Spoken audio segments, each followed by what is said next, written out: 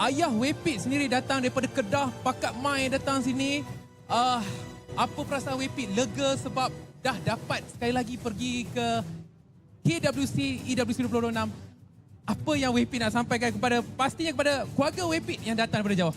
Boleh berjemput tak Uncle naik? Betul guys. Uncle, jom Bapak kita dia tengok. memang datang Banyak. setiap kali tournament Berikan guys. tepukan gemuruh. Bukan senang untuk ibu ayah memberikan sokongan padu seperti Baik. Uncle. Nice. Cakap depan-depan to your dad. Ada apa-apa Wepit nak cakap? Wepit cakap to your dad.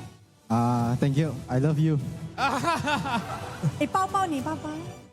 Sayang Belum habis kan. Barulah style. From Uncle kan. Uncle, how do you feel looking at your son punya performance, dia punya usaha untuk menang kali ni? Uncle tengok di bawah, apa perasaan seorang ayah? Saya rasa amat bangga dengan kejayaan mereka dan saya harap mereka terus berusaha untuk mencapai kejayaan yang lebih tinggi lagi. So much sweetness Terima in one kasih video guys. diucapkan, Wendy. Janganlah Wepit, belum habis lagi. Okay,